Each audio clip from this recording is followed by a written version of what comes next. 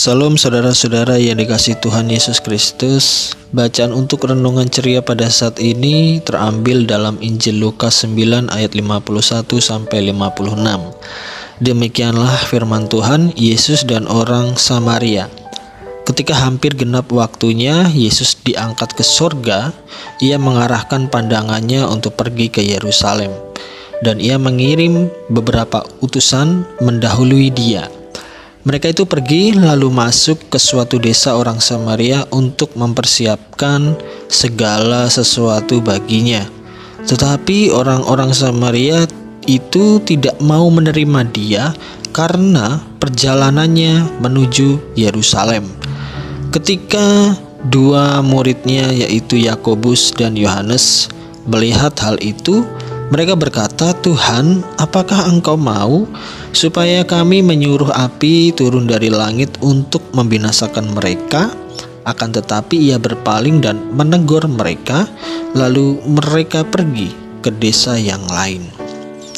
Demikianlah pembacaan firman Tuhan pada hari ini. Berbahagialah bagi kita yang membaca, merenungkan, dan melakukan firman Tuhan dalam kehidupan sehari-hari.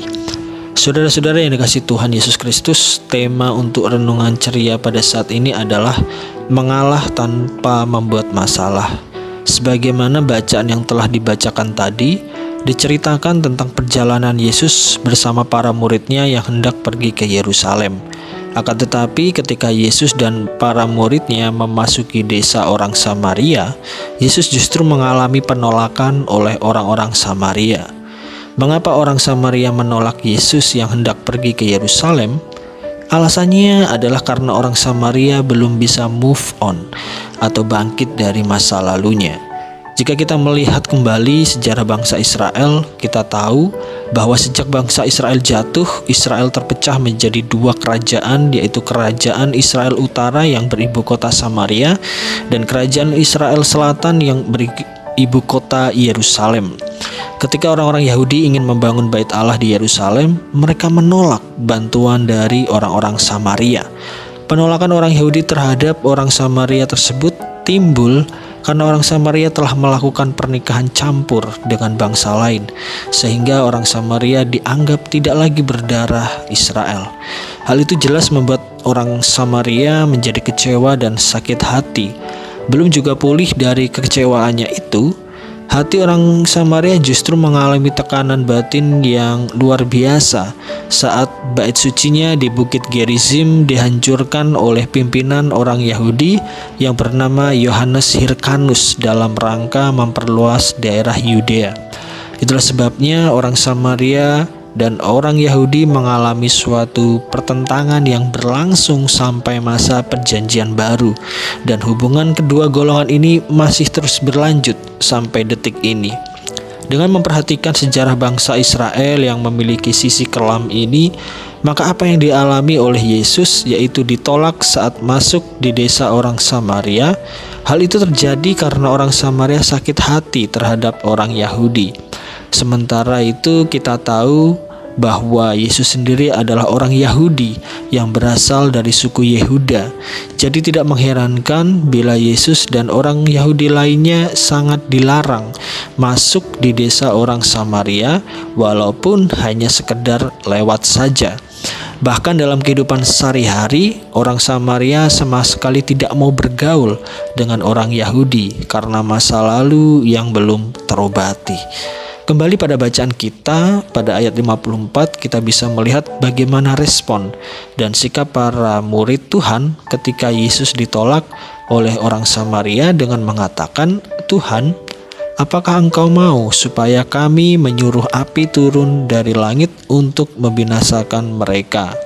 Akan tetapi sekalipun Yesus ditolak dengan perlakuan yang tidak baik oleh orang Samaria, tetapi Yesus memilih untuk mengalah agar tidak menimbulkan masalah.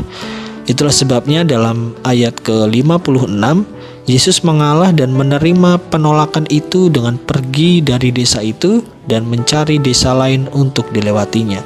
Saudara-saudara yang dikasihi Tuhan, dalam kehidupan sehari-hari mungkin kita pernah mengalami suatu penolakan karena identitas kita sebagai orang Kristen. Sebagai contoh, ketika kita memberi suatu makanan kepada tetangga kita yang non-Kristen, pemberian kita kemudian ditolak karena dianggap sesuatu yang haram. Ada juga penolakan karena perbedaan status. Misalnya seorang laki-laki yang menolak cinta seorang perempuan, atau sebaliknya seorang perempuan yang menolak cinta seorang laki-laki karena memiliki status yang berbeda. Ada banyak hal yang membuat seseorang mengalami penolakan. Namun dari bacaan ini kita belajar dari Yesus bahwa ada saat-saat tertentu di mana kita harus mengalah demi sebuah kebaikan. Yesus mengalah karena ia sadar bahwa dia tidak ingin orang Samaria bertengkar atau bahkan berkelahi dengan para muridnya. Oleh sebab itu, daripada memperkeruh suasana atau membuat suatu keributan, maka Yesus menerima penolakan orang Samaria dengan pergi dari desa tersebut dan mencari desa lain. Saudara-saudara yang kasih Tuhan, sekali lagi dalam kisah Yesus dan orang Samaria ini, ada satu hal yang bisa kita petik dari kisah ini, yaitu belajar menahan diri demi kebaikan bersama. Menahan diri untuk tidak melawan ketika ditolak, menahan diri untuk bersabar di tengah berbagai kesulitan hidup, dan menahan diri untuk tidak ikut campur di dalam kepentingan orang lain. Walaupun menahan diri merupakan hal yang amat sulit, dan kita mungkin juga punya suatu tujuan yang baik, tetapi perlu kita pahami bahwa bisa saja menahan diri adalah cara kerja Roh Kudus untuk membentuk kepribadian kita agar semakin mawas diri, sadar diri, dan tahu diri.